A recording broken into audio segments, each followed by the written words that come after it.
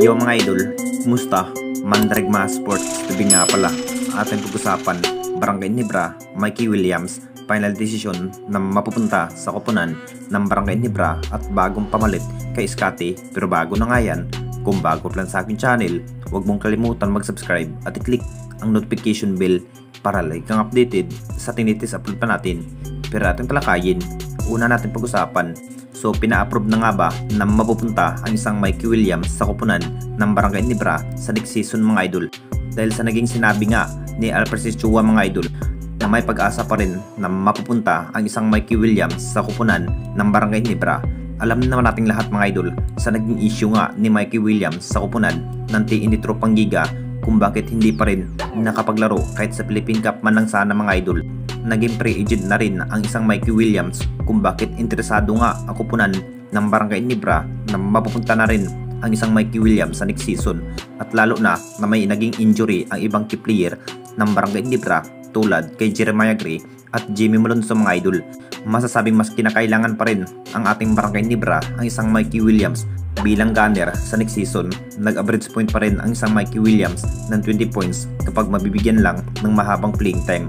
Masasabing jackpot pa nga ba ang Barangay Nibra dito kapag nakapagdesisyon na nga ang koponan ng Barangay Nibra at si Mikey Williams na pumirma na ng panibagong kontrak ang isang Mikey Williams.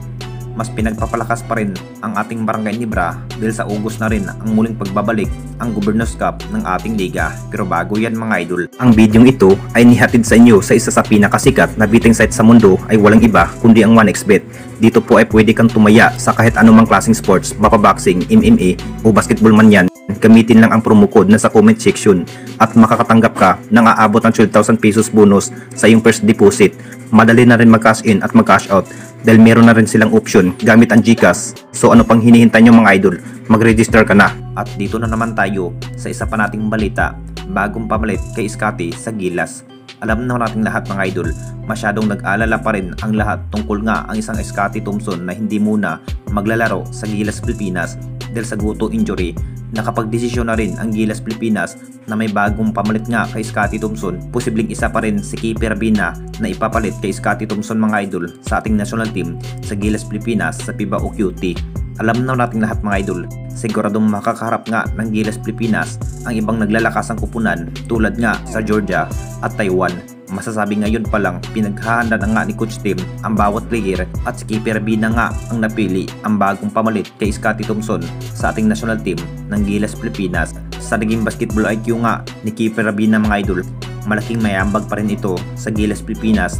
Tulad rin si Keeper Bina mga idol ang isang Scotty Thompson dahil napaka-energetic player pa rin ang isang Keeper Bina at kumamada pa rin ng 20 points kapag mabibigyan lang ng mahabang playing time. Nakapagdesisyon na rin ang Gilas Pilipinas na si Keeper Bina muna ang pamalit kay Scotty Thompson